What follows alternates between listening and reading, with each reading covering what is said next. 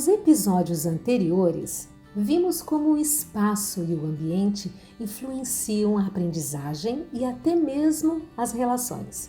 Podemos discutir e refletir também como essas relações acontecem entre as crianças e adultos e como são importantes para que os sujeitos se desenvolvam. No episódio de hoje falaremos como é que esses pontos se encontram na construção da autonomia no espaço escolar e como a escola é o local onde as crianças e os adolescentes aprendem a viver coletivamente e a pensar no bem comum, exercendo cidadania e agindo democraticamente.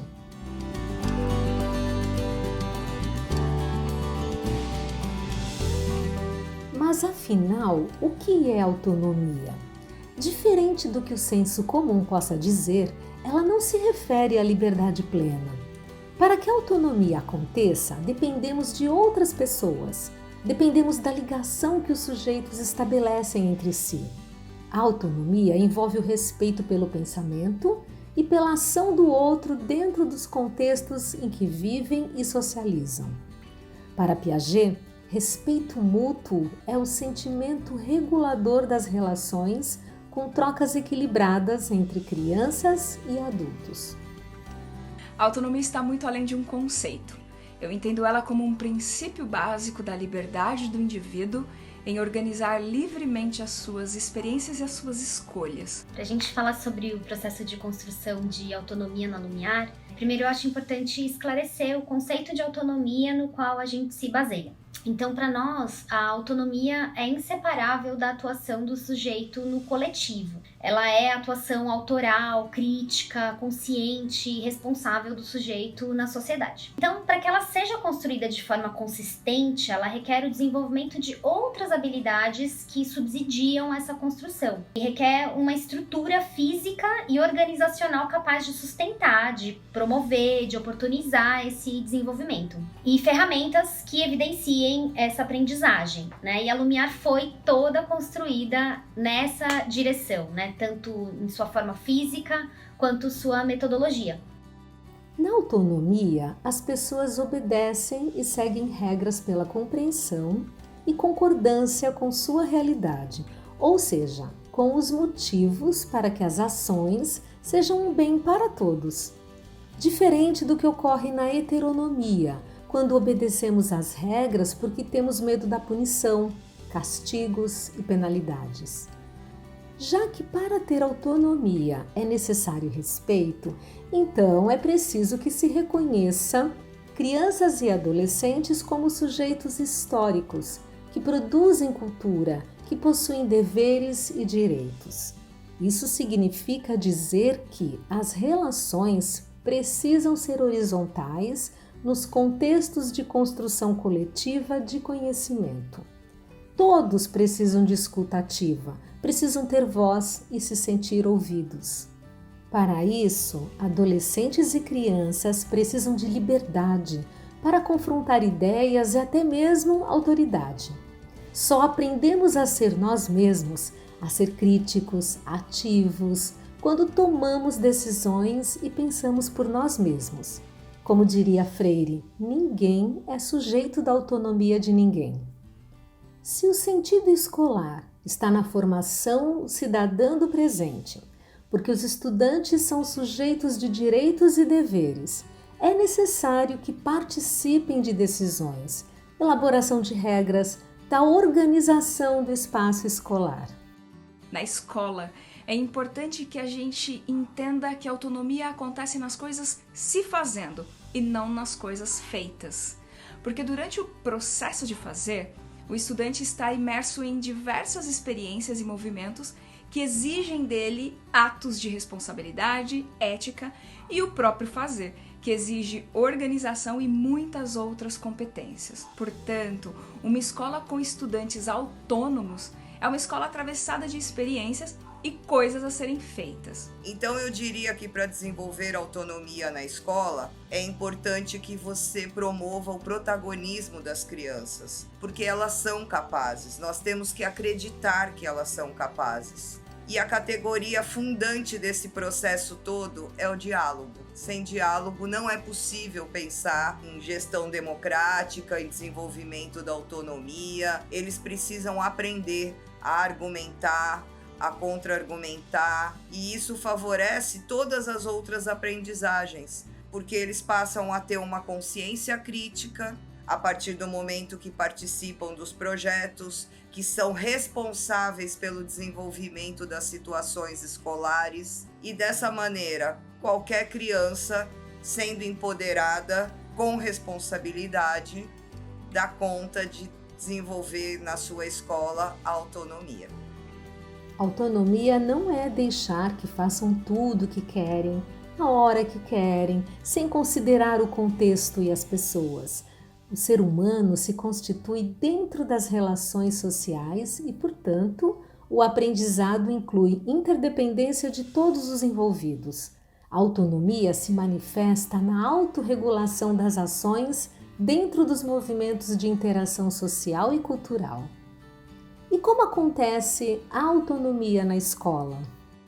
Bom, ela pode acontecer da mesma forma como ela pode acontecer na escola particular, desde que o professor tenha sempre o olhar de fazer essa pergunta: como não massificar a prática pedagógica? A autonomia precisa desse olhar do indivíduo coletivo. Então, para a gente entender essa interdependência e colocar a autonomia sendo trabalhada de fato, primeiro precisa ter esse olhar por parte dos adultos, dos educadores.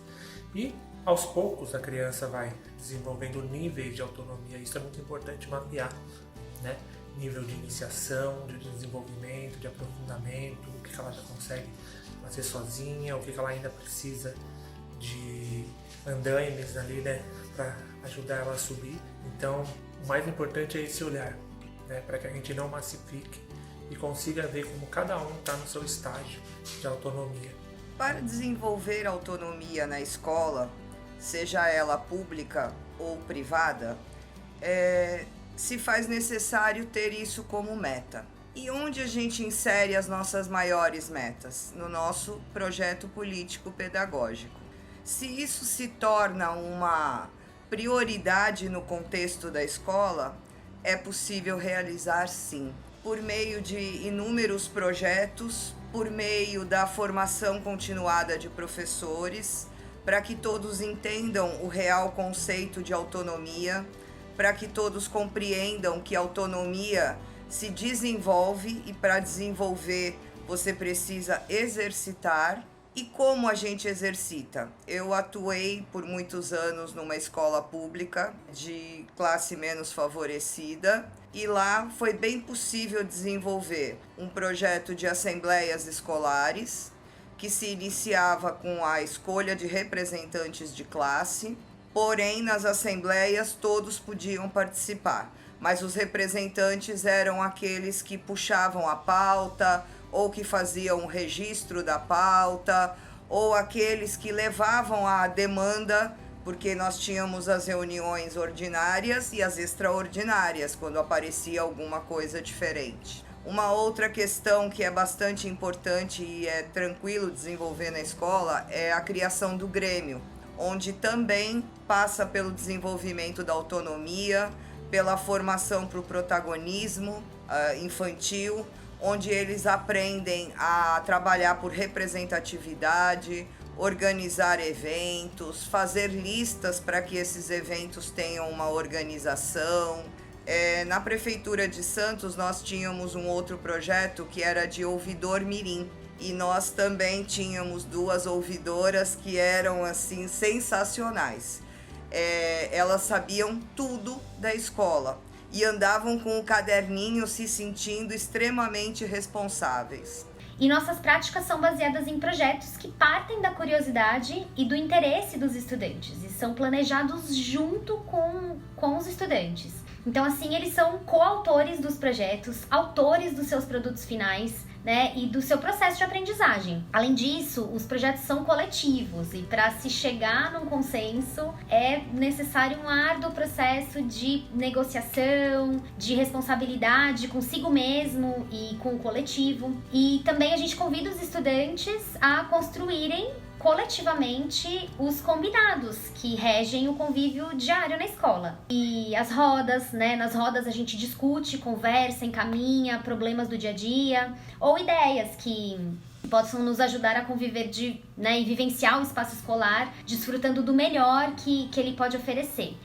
Também temos momentos de leitura de mundo, onde os estudantes, né, exploram junto com os educadores algum material, expressam suas opiniões, suas impressões, né, ouvimos os mais diferentes pontos de vista, debatemos e temos a oportunidade de interagir com o mundo de forma crítica, mas respeitosa, né?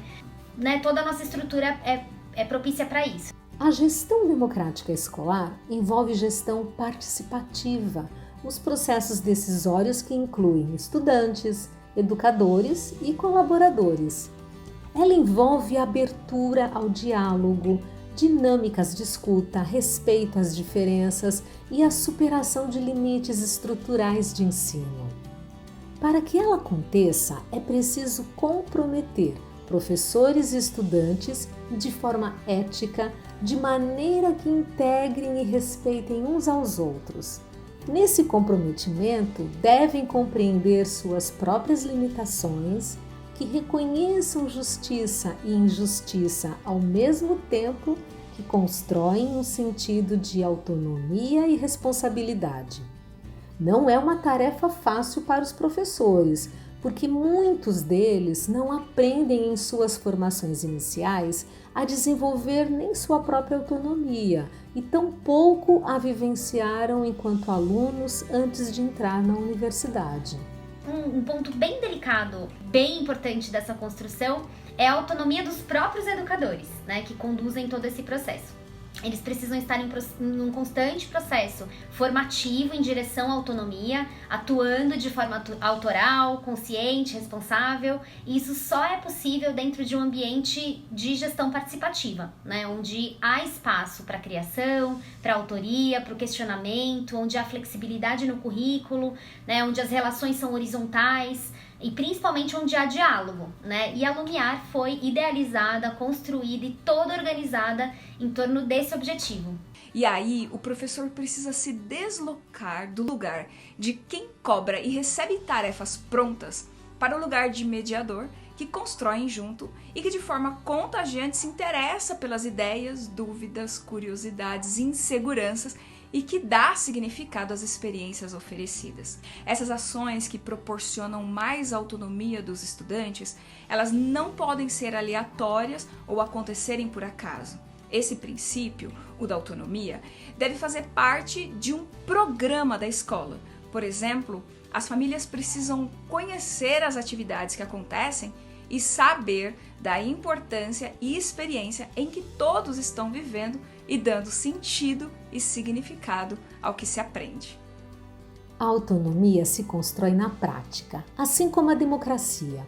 A escola deve garantir a legitimidade da participação de crianças e adolescentes para que exerçam sua condição cidadã. Nosso compromisso com eles deve ser o de criar um espaço para que vivam também em função do presente e não apenas do futuro. Curiosidade e imaginação são preponderantes no processo de construção do conhecimento. Mas todos queremos também uma vivência e uma convivência baseada na igualdade e no respeito mútuo, não é mesmo? No próximo e último episódio, falaremos como a educação bilíngue é também um caminho transformador do espaço, das relações e da autonomia de jovens e crianças. Esperamos vocês para trilhar com a gente experiências de contextos bilíngues que inspiram.